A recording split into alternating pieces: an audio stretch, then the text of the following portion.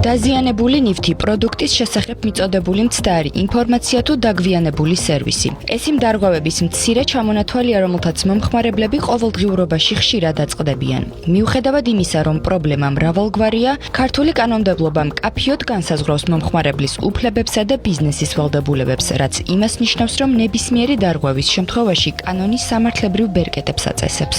როდესაც მომხმარებელს საერთოდ არ მიუღია, რა თქმა უნდა, ნივთი, ასეთ შემთხვევაში მას შეუძლია მოითხოვოს თანხის უკან დაბრუნება. იმ შემთხვევაში თუ ნივთი არ იქნება ისეთი, როგორიც მან შეუკვეთა, ანუ იმ თვისებების და იმ გვაროვნული ნიშნით, ასეთ შემთხვევაში რა თქმა უნდა შეუძლია მოითხოვოს ნივთის შეცვლა, ხოლო იმ შემთხვევაში თუ მაგალითად ნივთი აღმოჩნდა ნაკლიანი, მომხმარებელს უფლება აქვს გამოცვალოს ეს ნივთი, მოითხოვოს თანხის უკან დაბრუნება, ასევე იმ შემთხვევაში თუ მას სურს რომ ეს ნაკლიანი ნივთი დაიტოვოს, ამ შემთხვევაში უფლება აქვს ფასის შემცირება მოითხოვოს და უკვე შემცირებული ფასით მოხდეს ანგარიშწორება მხარეებს შორის. პრობლემის შემთხვევაში თუ მოლაპარაკება გამყიდველთან უშედეგოდ სრულდება, მომხმარებელს უფლება აქვს დახმარებისთვის კონკურენციის სააგენტოს ან მართლმსაჯულებას მიმართოს. ვითარება კიდევ უფრო მწვავდება, როდესაც უხარისხო პროდუქტი ჯანმრთელობისთვის საზიანო აღმოჩნდება. ხშირად ყოფილა მაგალითად ისეთი შემთხვევა, როგორიცაა ვიტრინებთან დაკავშირებული ან მსხვრევად ნივთებთან დაკავშირებული შემთხვევები, იქიდან გამომდინარე, რომ მაგალითად ეს ვიტრინა არ იყო გამძლე და ჩამოიფშნა. იმ შემთხვევაში თუ არ არის დაცული მოვაჭრის მიერ, წარმოებლის მიერ შესაბამისი პროცედურები და იმდენად წუნდებული პროდუქცია მიაწოდა მან მომხმარებელს, რომ ამან გამოიწვია მისი ჯანმრთელობის ან სიცოცხლის მოსპობა, რა თქმა უნდა, ის გამოძიების შედეგად თუ დადგინდება მისი ბრალეული ქმედება, მიეცემა პასუხისმგებლობაში. კანონი ბიზნეს ავალდებულებს პროდუქციას თან დაურთოს ქართულენოვანი ინსტრუქცია და სრული ინფორმაცია ვარგისიანობის ვადის მწარმოებლისა თუ გამყიდველის შესახებ. ამავდროულად დაუშვებელია მომხმარებლის შეცდომაში შეყვანა სრულ რეკლამით, რომელიც პროდუქტს არარსებულ თვისებებს მიაწერს და არარეალურ მოლოდინებს ქმნის.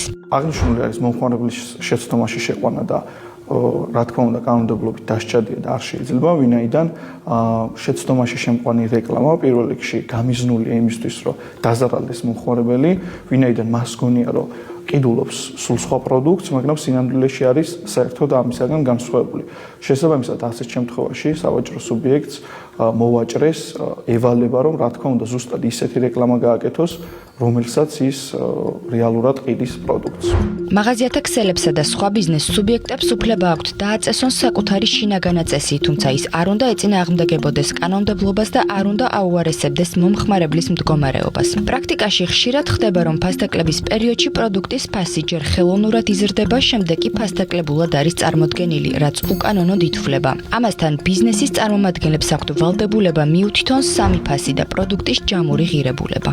ფასდაკლებული ახლანდელი ფასი უნდა მივუთითოთ, უნდა მივუთითოთ ასევე ძველი ფასი, რაც იყო ფასდაკლებამდე და ბოლო 30 დღის განმავლობაში ყველაზე დაბალი ფასი. მენიუში აუცილებლად უნდა იყოს მითითებული საკვებ ობიექტებს გულისხმობ ჯამური ფასი, რაც მოიცავს თვითონ პროდუქტის ფასს, დღგ-ს და მომსახურებას გაერთიანებულს, თუმცა ჯამური ფასის მითითება მხოლოდ და მხოლოდ საკვებ ობიექტებს არ ეხება. ეს არის აბსოლუტურად ყველაზე გავრცელებული. ონლაინ ანუ დისტანციურად ნივთის შეძენის შემთხვევაში მომხმარებელს აქვს უფლება პროდუქტი ყოველგვარი მიზეზის მითითების გარეშე დააბრუნოს 14 კალენდარული დღის განმავლობაში, თუმცა ეს პირობა ფიზიკურ მაღაზიებში შეძენილ ნივთებზე არ ვრცელდება. როდესაც ფიზიკურად ვდებთ ხელშეკრულებას მაღაზიაში, მან იმ შემთხვევაში თუ ნივთი ნაკლიანი ან დეფექტიანია, მხოლოდ მაშინ გვაქვს დაბრუნების უფლება, მოვითხოვოთ თქვათ მისი შეცვლა ან შეკეთება, უპირობო დაბრუნება მათი კეთილნებაა და ეს ვადებიც მათვე შეუძლიათ მიუთითონ, ხომ, რამდენ დღეში შეგვიძლია ნივთის დაბრუნება, უკვე მაღაზიაზეა დამოკიდებული. ასევე მინდა გითხრათ, რომ როდესაც ნივთს ვყიდულობთ, თითოეულ ნივთს აქვს 2 წლიანი გარანტია.